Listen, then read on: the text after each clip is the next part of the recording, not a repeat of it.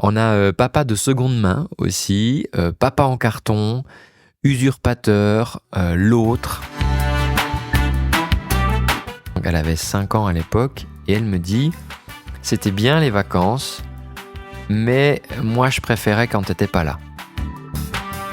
Je vais les chercher à l'école, ils me sautent au cou, câlin, bisous, etc. Et que au début, si c'était en présence de leur papa, c'était un petit signe de la main. »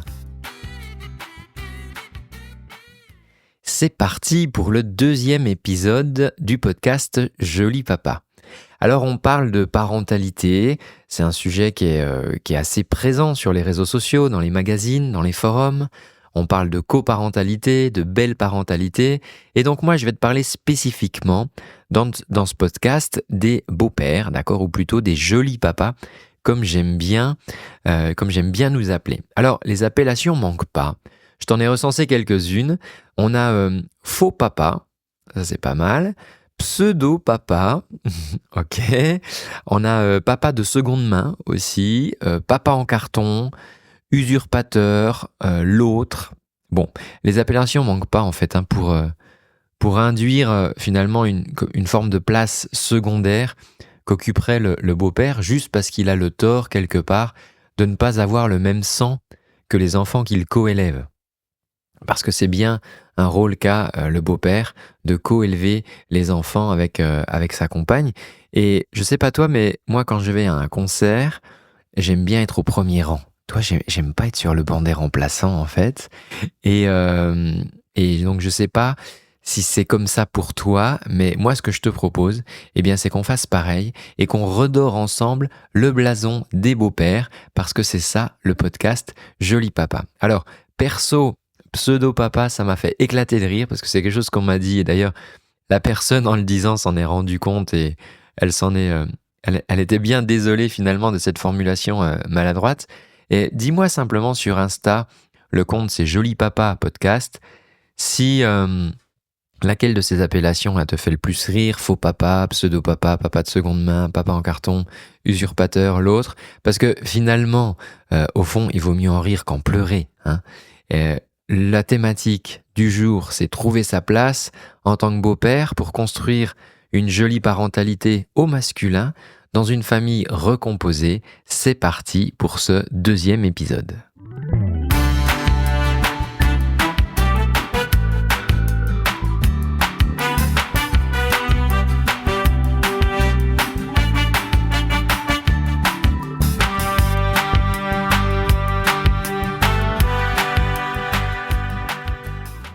Alors aujourd'hui je suis tout seul, la semaine prochaine j'aurai mon premier invité et on parlera aussi de ce sujet de trouver sa place, parce que c'est un vrai sujet. C'est quelque chose que j'ai pu vivre moi-même. Dans ma première expérience, j'ai entrevu qu'il y avait un moment ce sujet de « ok, j'ai un peu l'impression, je sais pas trop sur quelle chaise je peux m'asseoir » et clairement, dans les échanges que je peux avoir ou dans les lectures que je peux avoir sur le sujet, on voit que c'est clairement le sujet numéro 1 en fait.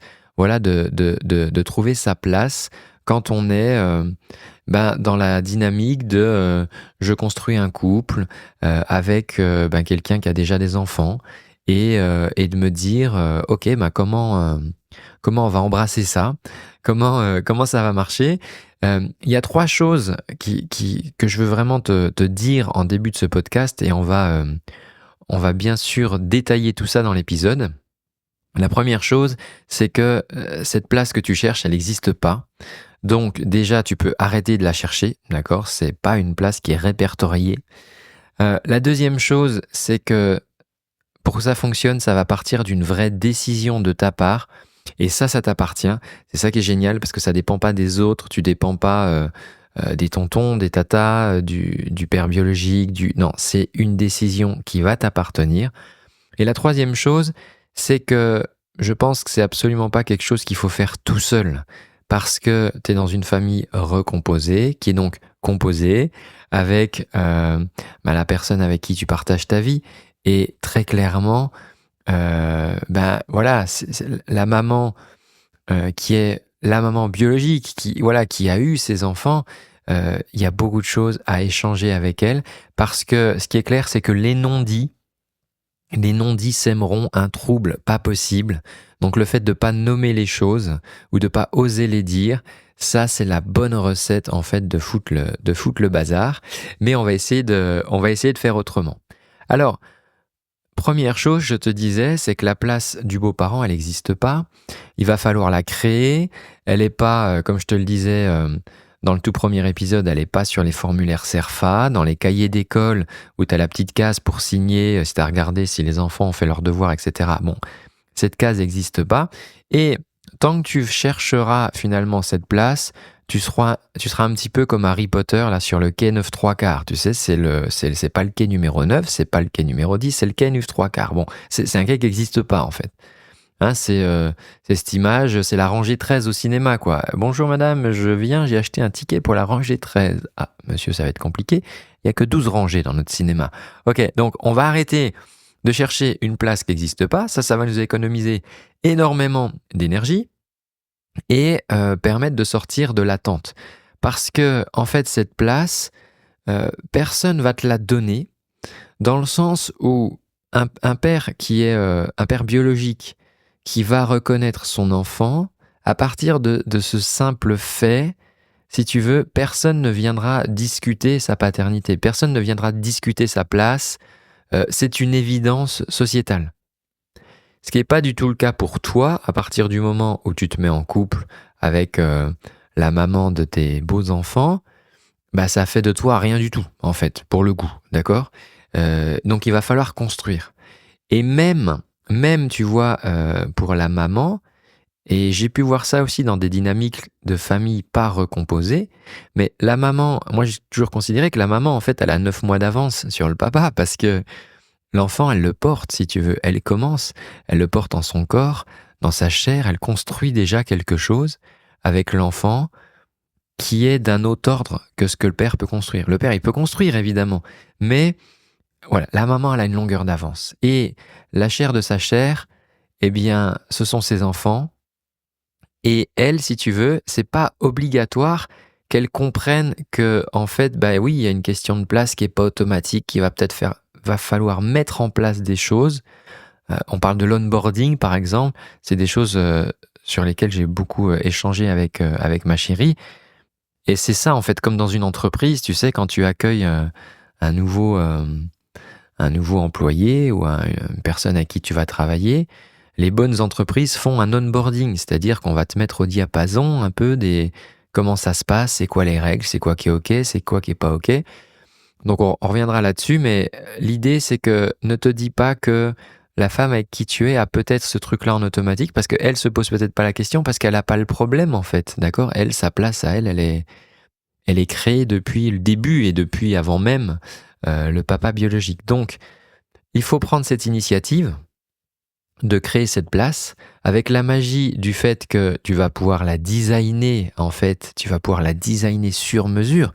Et ça, c'est magique et ça fait partie du super pouvoir des jolis papas. C'est que bah, tu vas pouvoir faire du custom, quoi, d'accord ? Tu vas vraiment pouvoir designer le truc et vraiment, ouais, toujours avoir en tête que y a rien d'acquis. C'est pas, voilà, tu seras pas sur les formulaires, tu seras pas, si tu vas chez le médecin, que tu accompagnes l'enfant à un rendez-vous, peut-être que le médecin il pourra avoir une réserve, toi, en disant mais vous êtes qui vous ? Ah ouais, vous êtes, enfin toi, parce que des personnes, par exemple, pour des rendez-vous médicaux, reconnaîtraient que une autorité d'un parent biologique, par exemple, et d'autres médecins s'en moquent si tu veux, mais juste que tu aies en tête que tu seras quand même confronté régulièrement à ce truc-là, donc c'est pas un dossier qui sera clos, mais par contre ça veut pas dire que ça sera difficile. Mais en tout cas, moi ce que je t'invite à faire, où que t'en sois dans cette belle paternité, que t'en sois au début, que ça fasse déjà 10 ans, c'est vraiment de te mettre dans l'action, tu vois, de dire ok, comment on va détourer ça ? Comment je détourne cette place qui est nouvelle ? Je crée une nouvelle place, c'est une place supplémentaire. Et comment je fais pour la détourer ? Une erreur que j'ai vu poindre et qu'il faut, je pense, absolument éviter, et ça fait partie d'ailleurs un peu des bonnes pratiques quand je parle avec un beau-père, c'est de ne pas chercher à remplacer le parent biologique. C'est-à-dire que dans le fait que ta place n'existe pas, ok, mais c'est pas pour autant qu'il faut aller piquer la place du voisin, d'accord? C'est pas qui part à la chasse perd sa place. Non, c'est pas ça. C'est pas parce que le père biologique est séparé de la maman qu'il a perdu sa place. Enfin, toi, c'est pas de cet ordre-là. Donc, ça serait un bon moyen, je pense, de se planter. Ça serait d'essayer de dire, vu que moi, j'ai pas de siège, je vais piquer le siège du voisin. Non.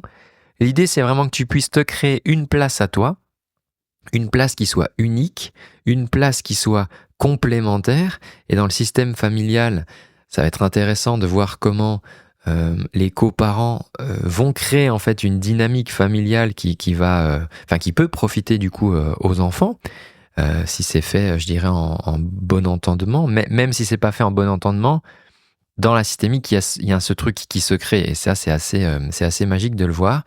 Et donc c'est vraiment c'est pas la place de quelqu'un d'autre, ok. À partir de là, ça, je dirais. Je prépare une émission d'ailleurs là-dessus, sur la loyauté, les conflits de loyauté avec les enfants. C'est que si tu es absolument pas dans le truc, je cherche à piquer la place de ton père, en gros, ça va un petit peu dégonfler le ballon de ce truc de conflit de loyauté. Moi, j'ai vu ce truc-là, en fait. J'ai vu chez les enfants que si, je sais pas, je vais les chercher à l'école, ils me sautent au cou, câlin, bisous, etc. Et que au début, si c'était en présence de leur papa, c'était un petit signe de la main. Tu vois, il y avait une pudeur, il y avait une réserve, parce qu'il y avait ce conflit de loyauté, tu vois, de dire non mais papa, il y a que à toi que je fais des bisous. Lui, t'as vu, je fais un petit signe de la main. Et c'était rigolo de voir le changement de comportement en présence du père biologique. C'est hyper intéressant. Et aussi dans les jeux de manipulation, c'est aussi hyper intéressant de voir comment sous quelle manière il cherche à me manipuler moi et sous quelle manière il cherche à le manipuler lui. Enfin, c'est excellent. Quand je regarde ça avec ma casquette de coach, franchement, je me marre. Mais donc, je reviens à cette histoire de conflit de loyauté. À partir du moment où tu cherches pas à piquer la place, le territoire de l'autre, ça va aider aussi dans ce truc de pas créer ce conflit de loyauté et d'en parler, de nommer les choses. Et vraiment de te positionner comme une figure parentale additionnelle et pas à la place de. Parce qu'on n'a pas envie. Alors, il peut y avoir un bras de fer. Tu sais, des fois, entre mecs, comme ça, il peut y avoir cette histoire de qui a le plus gros levier de vitesse. C'est toi de surenchère, dire non, mais c'est moi le vrai père. Non, mais attends, ouais, mais moi, je m'occupe d'eux aussi. Enfin. Bon, les hommes, on est assez couillons des fois pour se mettre dans ce genre de truc, mais tu peux pas perdre à un jeu auquel tu jouerais pas. Donc même si le père biologique, à un moment, je sais pas, il veut se prouver quelque chose à lui-même, que c'est vraiment lui le père et que toi, t'es un père de seconde zone ou que c'est vraiment lui qui est important pour les enfants, etc. Bon, ça c'est un jeu auquel il peut jouer, mais si toi tu joues pas à ce jeu-là, tu vas pas perdre. Donc ça c'est important, tu vois, parce que je pense que si dans les échanges, dans les discussions, tu arrives à faire comprendre, et en l'étant, parce que c'est plus en étant qu'en essayant de démontrer, en étant ça, ce deuxième papa a une autre place qui n'est pas la même que leur père biologique, tu vas montrer aux enfants que quelque part tu cherches pas à piquer la place de l'autre et que donc du coup il n'y a pas de question de loyauté parce que c'est autre chose en fait. Ça les empêche pas, c'est pas soustractif, c'est pas si je t'aime ça veut dire que j'aime moins mon père. Non, t'as le droit fromage et dessert en fait, t'as le droit aux deux. Donc après à toi de voir si t'es plutôt le fromage ou le dessert. Bon, blague à part. Après c'est clair que il y a des défis émotionnels, ça c'est clair. Si tu prends personnellement les remarques des enfants du style « Ouais, mais de toute façon, t'es pas mon père », peut-être que tu les as déjà eues, peut-être que tu les as jamais eues, peut-être que tu les auras un jour. Mais moi, je me suis préparé à ça, en fait, et je pensais pas, en fait, l'avoir aussi rapidement. Mais bon, quand t'as une petite fille de 5 ans qui te dit ça, quand t'as un petit garçon de 4 ans qui te dit « Je vais le dire à mon père et il va te taper », tu vois, style, parce que j'ai à un moment fait preuve d'autorité. Enfin, en gros, le petit frère était en train d'essayer de trucider la petite sœur et je les ai séparés et dit d'arrêter. C'était pas des manières de faire. Bon, Ben voilà, le petit un petit peu piqué me dit, mais je te raconterai ça une autre fois. Enfin, gros, il me dit, bref, t'es pas mon père, et moi je vais le dire à mon père, et il va te taper parce qu'il est fort, mon père. Bon, c'est des remarques qui peuvent toucher, en fait. Hein, d'autant plus si toi tu t'investis, si tu as à cœur ce projet-là, ça peut te toucher. Et il faut se préparer quelque part à ces défis émotionnels, en tout cas savoir qu'ils sont là. Et quand ils arrivent, surtout essayer d'éviter les jeux de surenchère émotionnelle, tu vois, d'être dans la réaction. Quand tu es dans l'émotion, tu es assez peu intelligent et tu vas dire des choses que tu pensais pas, tu vas faire des choses que tu regrettes après. Et vraiment l'idée de pouvoir faire ce petit pas de côté avec le fait que de toute manière, tu m'enlèveras pas de l'idée que s'il y a quelque chose qui te pique ou qui te rend émotionnel, c'est que c'est un truc que t'as pas résolu pour toi, d'accord ? C'est un travail à faire sur soi, un travail personnel. Et pour cette histoire de place, à partir du moment où t'es 100% clair avec l'intention que tu cherches pas à prendre la place de l'autre, qu'il n'y a aucune compétition, que tu n'attends pas à être valorisé plus que l'autre pour ce que tu es, ok, à partir de ce moment-là, la petite remarque de « mais t'es pas mon père », bah oui, je suis pas ton père en fait. C'est clair que je suis pas ton père. Je veux dire, ça va tomber à l'eau. Tu vois, je veux dire, l'enfant qui cherche à te piquer ou à te bousculer, bah, moi, c'est ce que j'ai dit. C'est, bah oui, je suis pas ton père en fait. C'est clair. Je suis l'amoureux de maman. Je suis un parent. Je suis un adulte. Je suis quelqu'un qui t'aime. Et du coup, ben, elle était ah bon, bah mince, parce que elle pensait, en le disant, elle pensait, voilà, quand même me bousculer, tu vois. Et toi, j'ai une anecdote par rapport aux émotions. C'est, je sais plus, c'était après nos premières vacances. Et en fait, la grande, donc elle avait 5 ans à l'époque, et elle me dit, c'était bien les vacances, mais moi, je préférais quand t'étais pas là.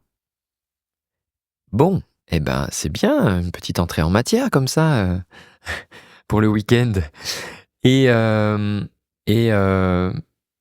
je me suis dit, tiens, c'est intéressant qu'elle me dise ça. Ça m'a pas bousculé émotionnellement parce que je me suis, enfin, vraiment dans ma réflexion, et c'est pour ça qu'après je te parlais de décision volontaire, j'ai vraiment questionné tous ces sujets-là. En sachant qu'ils pourraient arriver et comment ça me toucherait et pourquoi ça me toucherait, et de travailler là-dessus. Et voilà, moi en tant que coach, je suis supervisé, je supervise des collègues, enfin on s'auto-accompagne, et c'est des sujets sur lesquels j'ai pu partager. Et du coup, ça me blesse pas à ce moment-là. Quand elle me dit, bah tu sais, moi, les vacances c'était bien, mais je préférais quand t'étais pas là. Et le fait en fait de rester stable, ça me permet de lui demander, ah bon, tiens, c'est intéressant que tu me dises ça, mais pourquoi en fait tu préférais quand j'étais pas là? Et là, elle m'explique que, bah en fait, quand maman était maman solo avec ses 2 enfants, en gros, il pouvait la faire tourner en bourrique. Et elle me dit, on pouvait faire nos petites bêtises. Et bon, de toute façon, elle ne pouvait pas nous surveiller. Mais elle dit, maintenant que t'es là, ben vous êtes 2 et du coup, ben nous, on a plus de mal à faire nos petites bêtises sans que vous nous voyiez, parce que si elle nous voit pas, toi tu nous vois, bref. Et donc, elle avait vu en fait une perte de liberté d'en faire ses petites bêtises et un regain peut-être d'autorité du fait qu'on soit maintenant 2 parents. Et c'était pas au fait d'être beau-père en fait, hein, c'était juste au fait que du coup, il y avait 2 adultes pour les surveiller, quoi. Mais en même temps, ce truc, ça aurait pu me piquer, quoi. Tu vois, tu t'essayes de t'investir dans une relation, on te dit, bah moi, je préférais quand t'étais pas là. Bon, donc en fait, ce que je veux dire par rapport à ces défis émotionnels, c'est que si ça te pousse, si ça te bouscule, c'est qu'il y a forcément quelque chose qui était un petit peu déséquilibré au départ, ou même si tu te dis, par exemple, ah non, je cherche pas à être meilleur que leur père ou avoir plus de reconnaissance, bah en fait, peut-être que si, peut-être que tu cherchais un peu de reconnaissance à travers tes interactions avec les enfants. Donc ça sera à toi de te prendre en charge. Hein, c'est du travail sur toi, c'est pas à propos d'eux en fait, ça c'est à propos de toi. Et ça nous emmène sur mon deuxième point. Hein, donc mon premier point, c'est que cette place n'existant pas, il va falloir la créer. Et ça va m'emmener sur mon deuxième point, qu'il y a une vraie prise de décision à prendre. Et on va se parler de ça juste après le petit intermède.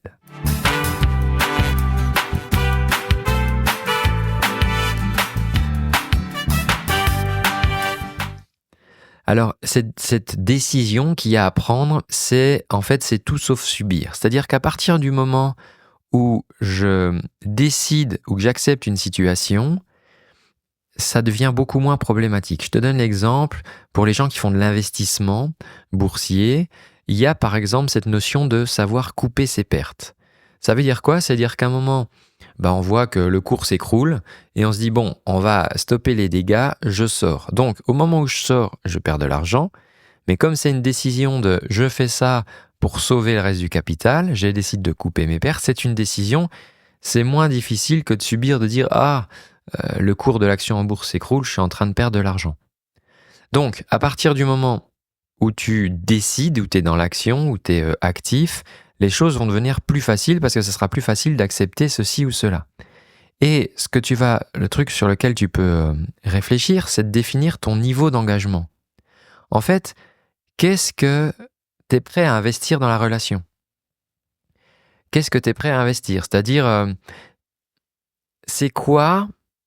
Moi, ce que je t'invite à faire, c'est de lister en fait tous les défis potentiels et de décider si tu les acceptes. Parce que quand tu prends le bon, il faut accepter aussi de prendre le mauvais, si on peut l'appeler comme ça. Mais c'est-à-dire, si tu prends la joie, il faut aussi accepter de prendre les défis.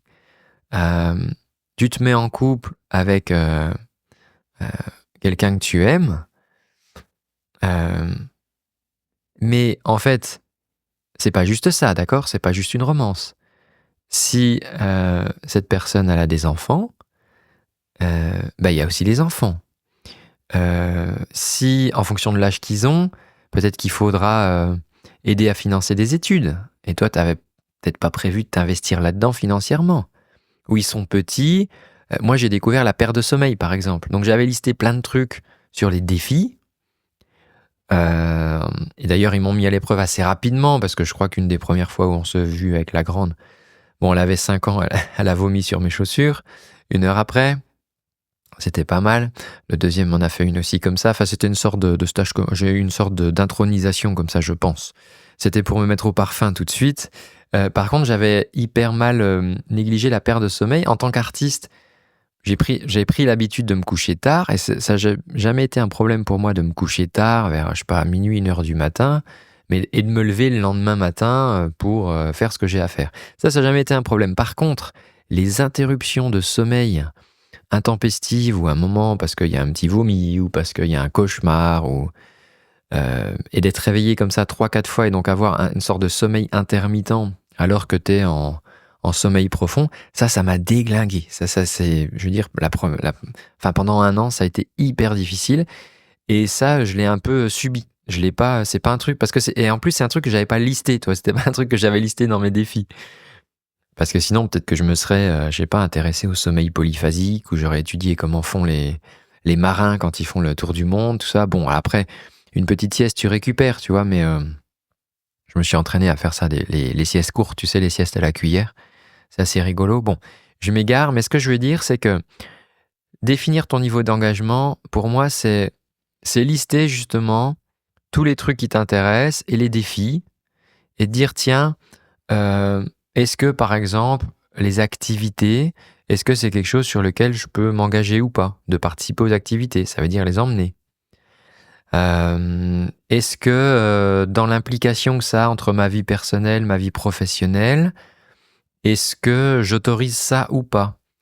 Je te donne un exemple. En entreprise, dans les vieilles pratiques RH, les recruteurs, en fait, quand ils embauchent une femme, par exemple, alors avec toute l'inégalité que ça apporte, mais il y a un truc qui vérifie quand elles sont en âge d'avoir des enfants, c'est de savoir si elles en ont déjà eu ou pas. Parce que le recruteur, dans sa tête, il se dit « Ah, si elle en a pas eu, elle va peut-être en avoir, tu vois ?» Bon. C'est l'ancien système, ça, c'est l'ancien monde. On essaye de... Enfin, il y a beaucoup de choses qui essayent d'aller vers un nouveau monde.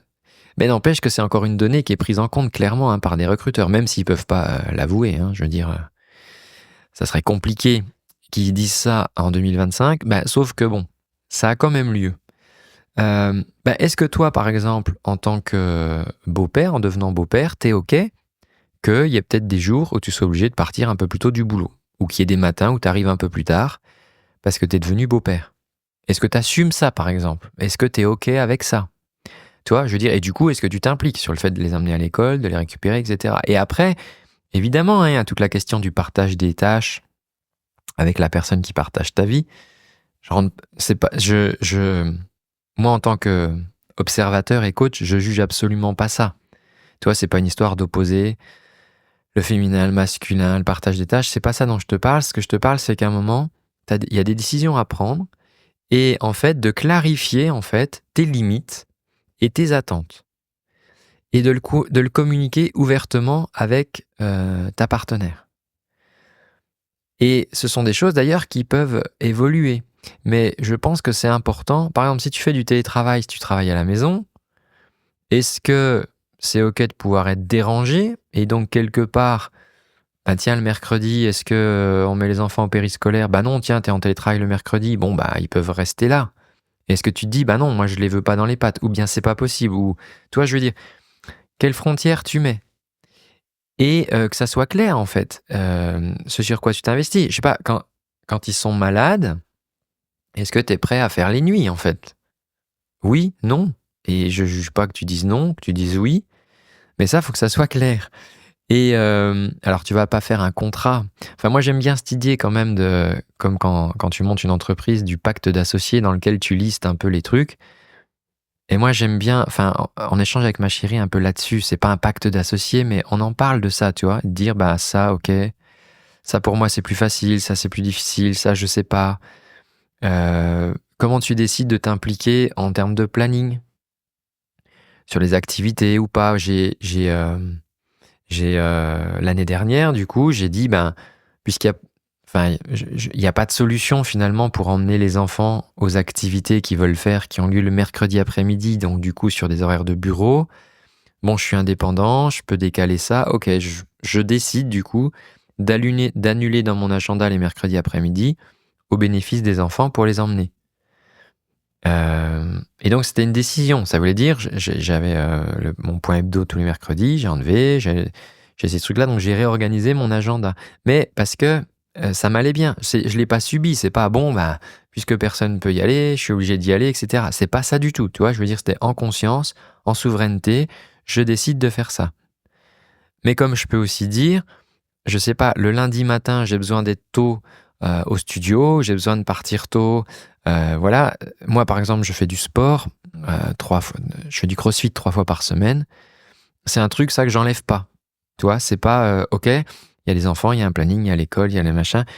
Mais par contre, ces 3 sessions de sport par semaine, je sais que ça, c'est un truc que j'enlèverai pas. Pourquoi? Parce que c'est quelque chose qui me fait du bien. Ça fait du bien à mon corps, ça me permet d'être fonctionnel, d'être en bonne santé. Et j'investis sur ma santé parce que j'ai envie de vieillir avec les enfants. Voilà, j'ai pas envie d'être foudroyé à 50 ans. Et même ça pourrait arriver, mais je veux dire, en tout cas, voilà, j'essaie de maintenir ma santé pour ça. Et puis en plus, ça joue sur mon humeur. Quand je fais du sport, ça me permet de me défouler, d'évacuer mon énergie. Des fois, j'ai un trop-plein d'énergie comme ça, et le sport, ça m'aide à ça. Et du coup, je suis beaucoup plus calme, je suis beaucoup plus dans l'accueil. Alors que si je disais, bon, bah tant pis, oui, bah ça c'était avant, c'était quand j'étais célibataire, toutes ces séances de sport, là je peux plus. Maintenant il y a des enfants. Bah non, en fait, c'est toi qui décides, d'accord? Donc vraiment, une des clés, c'est de pas subir, du coup de devenir actif là-dedans, proactif, et de décider c'est quoi le curseur, et de voir, et d'échanger ça avec ta conjointe sur, ok, comment on joue avec ça. Tu peux décider d'adapter ton rythme de vie, par exemple. Donc moi, c'est quelque chose que j'ai fait. Alors là, c'est quelque chose qui a rechangé parce que les modes de garde ont changé. Donc finalement, bah, le mercredi après-midi, du coup, c'est plus moi qui m'occupe de l'activité des enfants, c'est leur papa. Du coup, j'ai repris de l'activité professionnelle le mercredi après-midi. Mais je pense que tu peux envisager des aménagements ou pas, et ça c'est toi qui vas décider, donc professionnel, personnel. Si tu as l'habitude de faire la fête tous les soirs, par exemple, ok, est-ce que c'est compatible? Est-ce que ça, tu veux le garder? Est-ce que ça fait partie de ton lien social? Est-ce que ou est-ce que tu as besoin de networker pour ton travail? Est-ce que, ok, c'est vraiment important, ces choses-là. Et moi, par exemple, et oui, ce que je voulais dire par rapport à ça, pardon, c'est que dans ces aménagements, de bien faire la différence entre, bon, ben, je vais me sacrifier versus je fais un aménagement. Pourquoi je dis ça? Parce que dans la notion de sacrifice, il y a quand même drôlement la question de c'est à mes dépens, c'est-à-dire c'est un sacrifice, je le fais pour le bien des autres, mais moi je perds quelque chose. Et ce qui est rigolo, c'est que j'ai des amis, collègues, entrepreneurs qui m'ont dit ça. Ouais, mais t'es fou, toi. Le mercredi après-midi, t'as annulé ton mercredi après-midi, mais attends, c'est beaucoup quoi dans la semaine. T'avais des trucs à faire, tu faisais du coaching, t'avais des... Mais eux, ils voyaient ça comme t'as perdu un mercredi après-midi. Et en fait, ce qui est magique avec ce mercredi après-midi, c'est que moi, ça m'a créé un moment privilégié avec les enfants. Parce que j'avais les deux, parce que je les emmenais chacun à une activité. Donc pendant que l'un a une activité, je suis tout seul avec l'autre. Pendant que l'autre fait son activité, je suis tout seul avec l'autre. On fait un petit goûter et on a créé une relation, des moments privilégiés, hors normes. Pourquoi? Parce qu'ils n'étaient pas avec leur maman et ils n'étaient pas avec leur papa. Ils étaient que avec moi. Avec le super pouvoir que j'ai en tant que beau-père, d'une forme de détachement qui n'est pas un laisser-aller, mais qui est, pour eux, c'est quand même pas pareil. Et des fois, ils vont me confier des trucs, ou des fois, ça m'a permis de détricoter des sujets qui nous inquiétaient un peu avec leur maman, mais le fait que je passe du temps avec eux et que ni vu ni connu, comme ça, de temps en temps, je leur pose une petite question. Tiens, mais pourquoi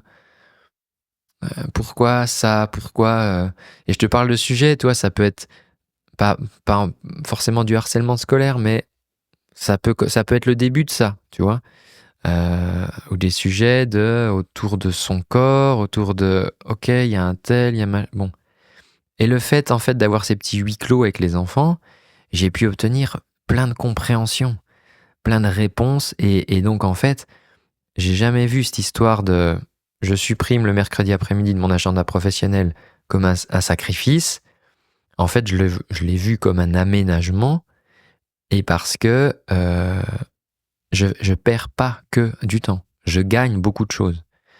Et par contre, effectivement, quand ce mercredi après-midi, au début, c'est ensuite leur papa maintenant qui s'en occupe cette année là sur cette saison, j'ai quelque part j'ai senti la perte de ça, de ces petits moments privilégiés. Bon, mais j'ai regagné aussi du temps pour mon activité professionnelle à ce moment-là.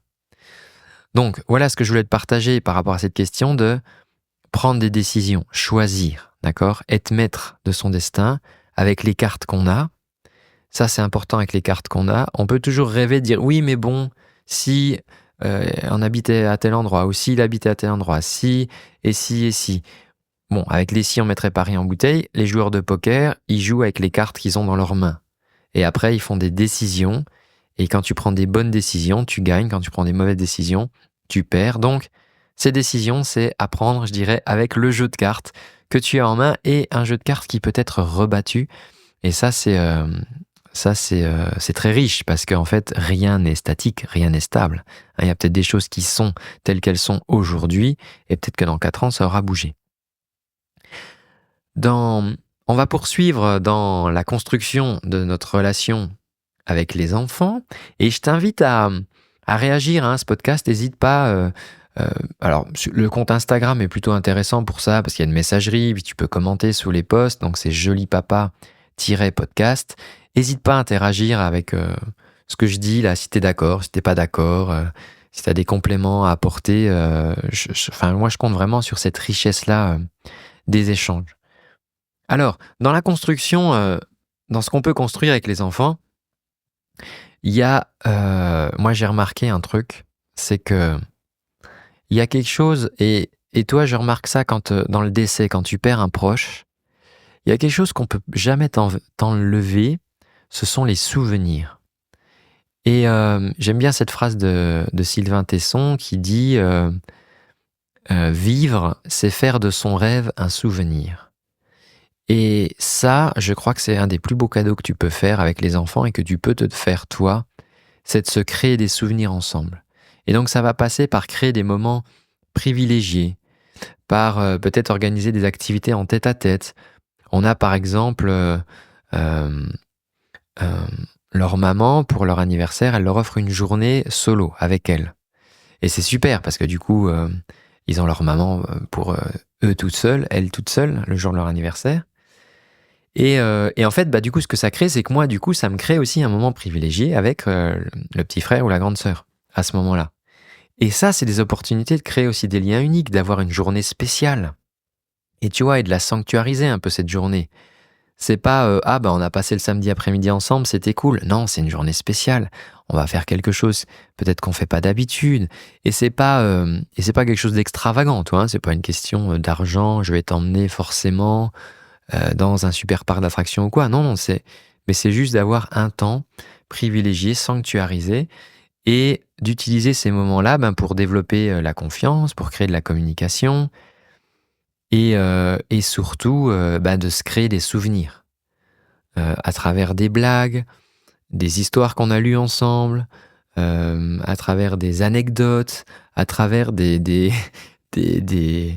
même des avaries, quoi. Je veux dire, tu te souviens, le coup, on était allé chez le glacier, et puis ta glace, elle est tombée sur tes chaussures, et puis oh là là, t'avais beaucoup pleuré ce jour-là, je m'en souviens. Ah oui, j'avais beaucoup pleuré, bon. Mais le glacier, il avait été sympa, il nous avait redonné une deuxième glace. Bon, tout ça, si tu veux, même si à un moment, l'enfant sort de ta vie, ou tu sors toi de la vie de l'enfant, les souvenirs, en fait, personne ne peut les reprendre, tu vois. Je veux dire, un huissier peut venir te saisir ta voiture, mais il peut pas venir te saisir tes souvenirs. Et donc, c'est pour ça que je trouve que c'est vraiment hyper précieux. Toujours dans la relation avec les enfants, une des difficultés que je vois, c'est de trouver le bon équilibre, en fait, entre autorité, complicité. Alors pour moi, un adulte n'a pas le but de devenir un pote. Enfin, c'est pas comme ça que je vois la parentalité. Ça n'empêche pas la complicité. Hein. C'est ça que souvent les gens confondent. Ils disent oui, mais bon, moi j'aime bien être complice. Oui, tu peux être complice tout en gardant une autorité parentale de l'adulte. Et dans cet équilibre, tu vois, c'est quelque chose que j'ai analysé à un moment, où je me suis rendu compte que dans la répartition des tâches qu'on avait à la maison, parce que à un moment leur maman a dit j'ai envie de leur faire de la bonne cuisine, qu'ils mangent des bons aliments, que ce soit des choses qu'on prépare à la maison. Et donc on s'était retrouvé un petit peu dans la logistique familiale de on rentre de l'école, elle lance le plat, pendant ce temps-là j'organise le bain, la mise en pyjama, etc. Et donc dans cette répartition-là, il y a un moment, il y a un déséquilibre en fait qui s'est créé. Et je me rendais compte que les enfants réclamaient leur maman alors qu'elle était là. C'est-à-dire qu'elle descend à la boulangerie vite fait, chercher une baguette, puis tout d'un coup les enfants sont là, ah mais maman elle est pas là, elle me manque, etc. Je me suis dit, mais c'est bizarre, pourquoi il y a ce truc-là? Et j'ai réfléchi et je me suis en fait aperçu que dans ces actions de take care, tu sais, de prendre soin d'eux, si tu lis par exemple les ouvrages d'André Charbonnier, il dit que voilà la figure paternelle assure la sécurité, la figure maternelle l'amour, les deux pouvant le faire évidemment, mais il y a cette sorte de représentation symbolique. Et donc dans l'amour, il y a le take care, il y a le prendre soin d'eux, tu vois, peigner les cheveux, se laver, sécher les oreilles, se couper les ongles, enfin je veux dire, c'est ces petites actions de prendre soin d'eux.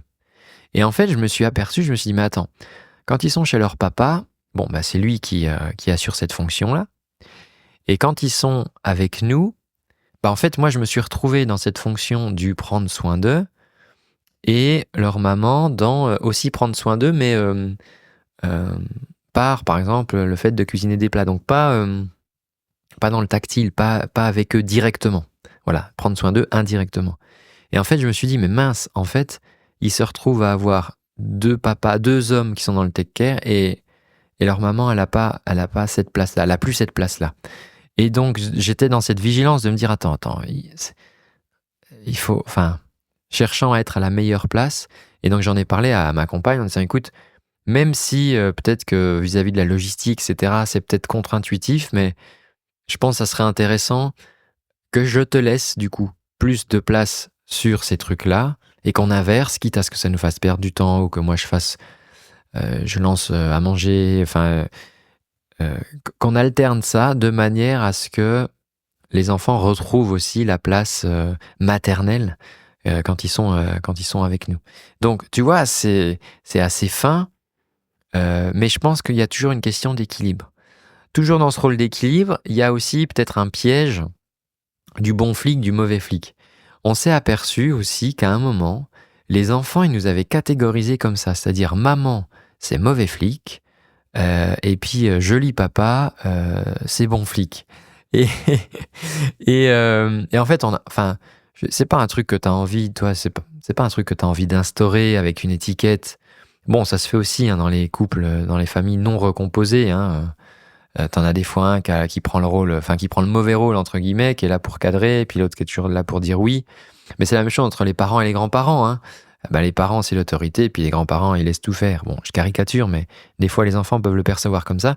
Mais je pense que ça aussi, en tant que joli papa, si tu mets de la conscience dessus et que tu travailles sur cette question de place, je pense que il y a un intérêt à surveiller de ne pas vous retrouver à un moment dans cette situation beau flic, mauvais flic. En assumant du coup ton rôle d'adulte, c'est déjà pas mal, d'adulte responsable, sans chercher à remplacer le parent biologique, tu vas déjà te retrouver, je pense, dans une situation plus claire, un positionnement en tout cas plus facile à assumer, avec plus de clarté vis-à-vis des enfants. Et pour finaliser ça, je dirais, dans cette construction de relation, il y a vraiment cette question de confiance. Développer une relation de confiance, parce que les enfants, en fait, n'ont pas à te subir, dans le sens où, tu sais, il y a cette chanson on choisit pas ses parents. On choisit pas ses parents, on choisit ses amis, mais on choisit pas ses parents. Sauf que là, étant donné que tu es beau-père, que t'es pas parent biologique, les enfants, ils peuvent avoir ce truc de dire, non, moi je suis pas obligé en fait. J'ai déjà un père, j'ai déjà une maman, je suis pas obligé de reconnaître un autre parent. Donc, ça sera important d'être à l'écoute de la préoccupation des enfants. Souvent, quand ils sont énervés, quand ils sont grognons, quand ils sont, je sais pas, aussi il y a des mal de ventre, c'est qu'il y a quelque chose qui préoccupe. Et plutôt que d'être toi dans la bagarre de « Ah, ça m'énerve, il me repousse », ok, d'essayer de comprendre c'est quoi la préoccupation à ce moment-là pour eux. Les enfants, comme je suis arrivé dans leur vie, ils étaient jeunes, 3 et 5 ans.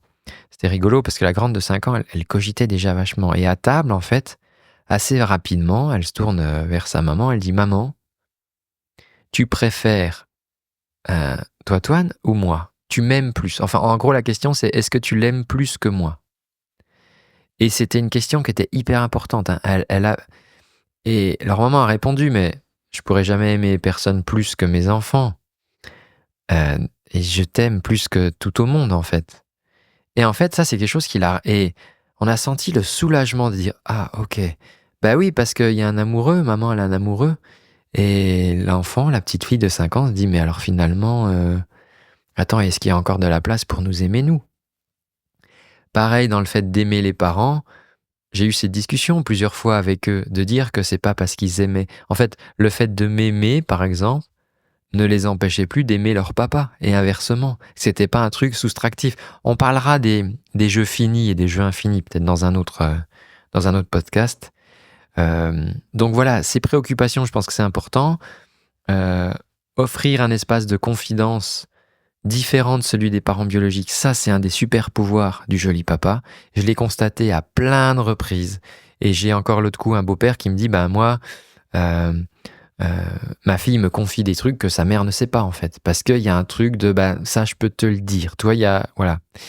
Et puis être attentif aux signaux faibles. Je pense que il y a peut-être cette chance, moi je vois cette chance du fait que c'est pas ma génétique.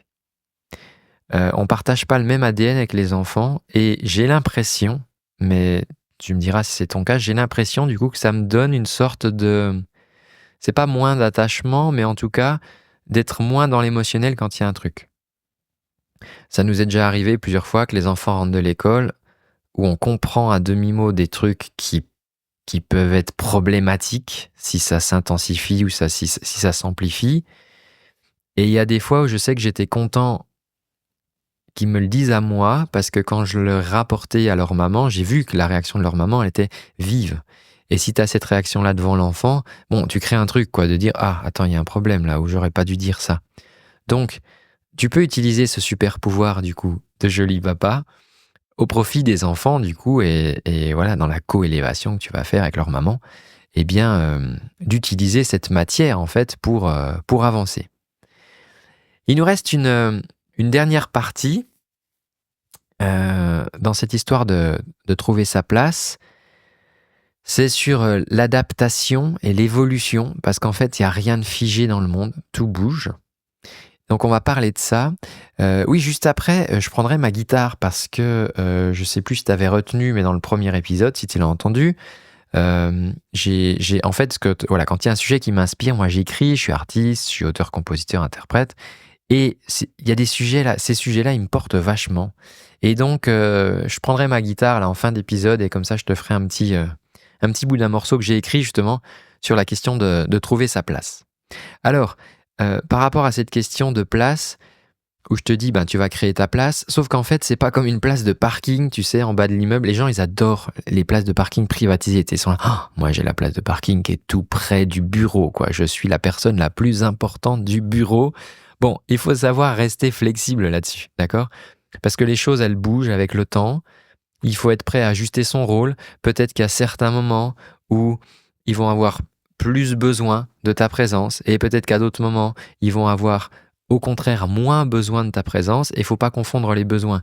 C'est pas parce que toi, à un moment, tu as besoin d'être présent à eux que eux, ils ont besoin de ta présence. Et tu le vois bien, hein, des fois, les enfants, ils adorent être peinards dans leur coin, à bidouiller avec une boîte en carton et puis des jeux. Enfin, je veux dire, ils font leurs trucs. Et en fait, ils ont besoin de cet espace de liberté, en fait, où ils sont dans leurs histoires, ils racontent leurs trucs. Bon, pareil, encore pire chez des ados, enfin encore plus chez des ados. Ils ont besoin d'échanger avec leurs copains, d'être en lien socialement et tout, et moins avec toi, l'adulte. Donc ça, c'est important. Je dirais d'être prêt à ajuster son rôle. C'est pas se dire « Ah, mais attends, mais moi, je me suis battu pour avoir une place et je veux pas perdre ma place. » Non, tu perds pas ta place. C'est juste qu'ils ont besoin, eux, de plus de place. Et donc, ils ont besoin que ta place à toi soit un petit peu plus en retrait. Et puis aussi réévaluer du coup, hein, en fonction, voilà, et puis aussi toi de tes périodes, hein, de te respecter, c'est aussi important. Peut-être qu'à un moment, tu peux te retrouver dans des défis professionnels ou des défis familiaux et qu'à un moment, tu as besoin, toi, peut-être d'un autre espace pour peut-être, je sais pas, t'occuper d'un parent malade ou pour organiser des affaires familiales ou pour, je sais pas, créer une entreprise ou, je sais pas, où tu es dans un rachat et puis voilà. Tout est dynamique. Tout est dynamique. Ce qui va être important, c'est juste de communiquer, en fait. De communiquer avec ton partenaire, sur les attentes, sur les défis, de comprendre avec les enfants leurs besoins, et puis, si c'est possible avec l'autre, le parent biologique, mais pas forcément. Peut-être que oui, peut-être que non. Bon. Mais ça, c'est des choses qui peuvent se faire, en tout cas. Et puis, dans cette adaptation, suivre les défis du quotidien, hein, avec les agendas. Moi, je sais que ça, c'est un de mes défis du quotidien. Les agendas, parce que leur papa est à leur compte, et donc avec un agenda qui est fluctuant. Et du coup, ça fait fluctuer nos agendas aussi. Il faut s'adapter. Et moi aussi, j'ai mes activités. Donc voilà, il y a apprendre à naviguer dans les situations complexes. Ça peut être tout beau tout rose sur une période, je sais pas, ils sont petits, c'est tout beau tout rose, et puis à un moment il y a la préadolescence, et puis là ça devient le bazar, ou à l'inverse, il y a des choses qui se résolvent plus tard. Donc, dans l'idée, ça sera toujours de trouver des solutions créatives pour que ça continue de fonctionner, parce que tout va être dans la nuance en fait. Tout va être dans la nuance, et c'est pas en cherchant une vision binaire, c'est comme ça, et puis c'est tout. Ça fait pas 10 ans que je m'investis en tant que beau-père pour que maintenant tu me dises que... Aïe, ça va partir en cacahuète, ces trucs-là, d'accord? Donc voilà, peut-être qu'au début, t'es juste joli papa, et puis qu'à un moment, tu deviens papa. parce que vous avez dans votre projet de couple aussi la question d'avoir un enfant ou des enfants ensemble. Il y a plein de cas de figure comme ça. Et d'ailleurs, ça m'intéressera d'échanger, si tu te sens concerné et que tu veux participer sur le podcast, ça m'intéresserait de au moins échanger avec toi en privé, et puis après peut-être en podcast si tu le souhaites, mais de pouvoir échanger justement sur qu'est-ce que ça a changé le jour où, au-delà d'être joli papa, t'es devenu aussi papa. Est-ce que ça a changé ta relation aux enfants? Est-ce que ça l'a amplifié? Est-ce que ça l'a distendu? Est-ce qu'il y a des nouveaux sources de conflits qui sont apparues? Voilà, ça m'intéressera d'avoir ça. Alors, je te dis pas que c'est facile, hein, tout ce que je te partage là. Clairement, ça peut être un défi. Moi, je suis moi-même confronté régulièrement à des défis, et j'ai cette chance en même temps d'arriver à m'auto-accompagner avec ce regard de coach où j'apprends à faire ce petit pas de côté et analyser un peu la situation et ce qui se joue en moi, et la chance aussi de me faire aider quand j'en ai besoin avec mes collègues qui sont également coachs accompagnants, et plusieurs fois par mois, hein, je suis accompagné. Alors pas toujours sur les sujets de la belle parentalité, mais ce sont des sujets qui viennent aussi dans les coachings. Et d'ailleurs, je réfléchis à comment je pourrais t'accompagner, pas tout de suite, mais de pouvoir mettre en place un accompagnement sur justement ce sujet de la belle parentalité au masculin. Mais pour l'instant, voilà, mon idée, c'est surtout d'échanger au maximum, de partager. Donc, n'hésite pas à venir vers moi. Tu m'envoies un petit message sur Instagram ou sur Facebook pour simplement échanger entre beaux-pères, partager nos expériences, et puis pourquoi pas en interview, si affinité.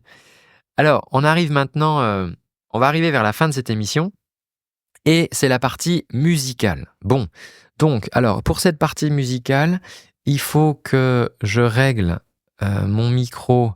Alors, est-ce que je peux faire ça en même temps que ça enregistre? On va le tester. Hop, je vais, régler mon micro. Et je vais prendre ma guitare. Et donc, la question, c'est trouver ta place. C'est justement autour de ce sujet. Et puis, si jamais ça te plaît, ce petit moment musical, là, je vais, de toute façon, il va y en avoir régulièrement, mais c'est quelque chose qui te plaît, je terminerai la chanson et puis je la produirai, quoi.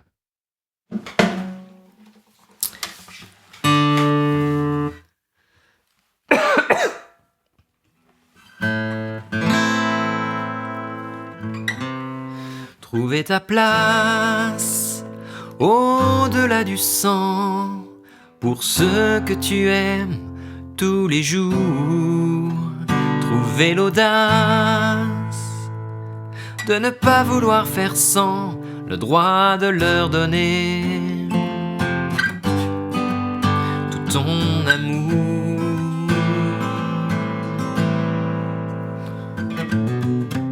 Je te vois heureux de me raconter cette belle histoire qui te fait vibrer et aller de l'avant. Comme toi la vie l'a écorché, 3 années qu'elle vit séparée, prête à aller de l'avant. Ses 3 cadeaux, c'est ses enfants. Toi tu veux bien t'y essayer malgré tes potes qui te disent fais gaffe. On apprend bien mieux en marchant, kamikaze ou ignorant. L'important au fond, c'est d'essayer de trouver sa place au-delà du sang pour ceux que tu aimes tous les jours. Trouver l'audace de ne pas vouloir faire sans, le droit de leur donner tout ton amour.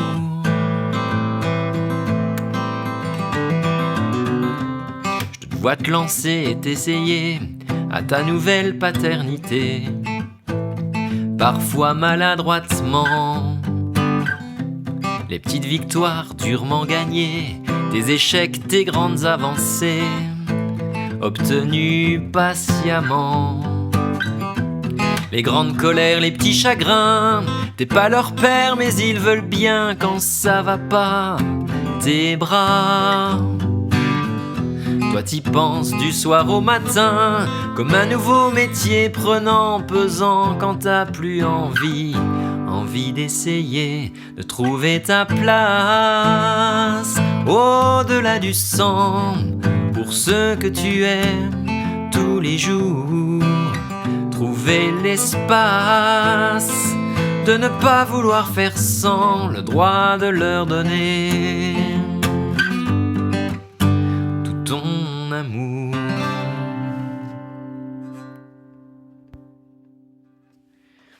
Et voilà pour notre petit passage musical. Ah ouais, ouais, plutôt musical, hein. Ça sera mieux, plutôt passage musical. Alors, bah voilà, écoute, si t'aimes bien cette petite mélodie, n'hésite pas à me le dire. Et puis je terminerai la chanson. Là, c'est une petite ébauche. Alors, en conclusion, simplement, trouver ta place en tant que beau-père, c'est un processus qui est continu, qui va demander de la patience, de la réflexion, hein, c'est work in progress. Je crois que ça sera jamais fini. Moi, je suis en plein dedans. Et puis, n'oublie pas que vraiment ton rôle de joli papa, il est unique. Il est précieux. C'est vraiment du plus. C'est vraiment du plus dans la vie de cette famille. Et en créant ta propre place, ce qui peut demander un petit peu de courage, mais clairement, tu vas apporter une valeur inestimable à la vie des enfants, à ta nouvelle famille. Donc voilà, je t'envoie toute ma force d'homme avec tout mon amour de joli papa, parce que je sais que tu as le droit à une belle vie et j'ai la certitude qu'ensemble, on trouvera le chemin. Voilà, c'est terminé. Si tu as aimé ce podcast, tu connais le jeu des algorithmes, etc. N'hésite pas à lui mettre 5 étoiles sur la plateforme sur laquelle tu l'écoutes. Moi, je te dis à très bientôt et pour une interview qui devrait t'intéresser.